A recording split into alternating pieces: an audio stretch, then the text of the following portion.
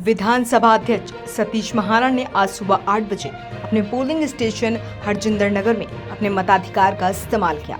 मताधिकार का इस्तेमाल करने के बाद श्री महाना ने कहा, यह चुनाव देश के विकास और भ्रष्टाचारियों के बीच में है।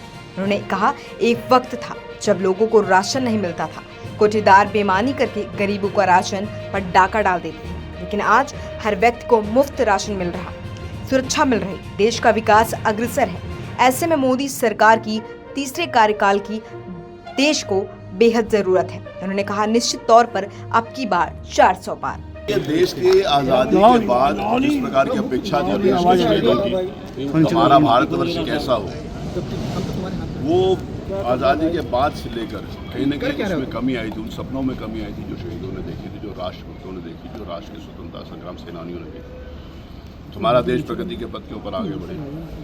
एक कालखंड के अंतर्गत भारत विश्व गुरु के स्थान के ऊपर स्थापित था, लेकिन दुनिया में हमारी गिरती हुई साख देश में रहता हुआ गरीब और गरीब होता चला गया। उसको सुविधाएं नहीं मिली, न सड़क मिली, न बिजली मिली, न राशन मिला, न स्वास्थ्य मिला, किसी भी प्रकार की कोई चिंता इस देश के नागरिकों के लिए नहीं। सौभाग्य से 2014 में एक ऐसा व्यक्ति देश की राजनीति में आया जिससे इस देश की जनता को उम्मीद बनी, और वो उम्मीद आज विश्वास में बन गई है। 2024 में आज देश दुनिया में अपनी पहचान बना रहा है, विश्व गुरु के स्थान पर आगे बढ़ने का एक कदम बढ़ा रहे हैं।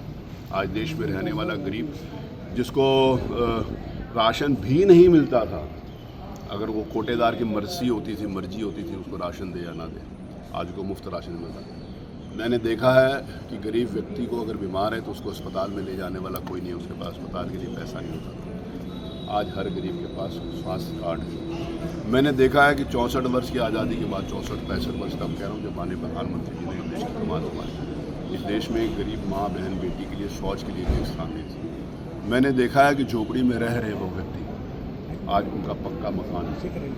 मैंने देखा है कि नेटवर्क के नाते से, विकास के नाते से प्रगति के ऊपर हमारा देश है। आज मैंने देखा है कि अगर नेशनल हाईवेज़ की बात करें, एक्सप्रेसवेज़ की बात करें, हमारा देश दुनिया में अग्रणीय स्थान का बना है। आज मैंने इस बात को देखा है कि इंडस्ट्रीज़ की बात करें तो हम सबसे आगे हैं। मैंने देखा है कि हमारे देश के लोग बाहर जाकर कोई विदेशी चीज़ ले आते थे, बहुत खुश होते थे, हम इंपोर्ट किया करते थे।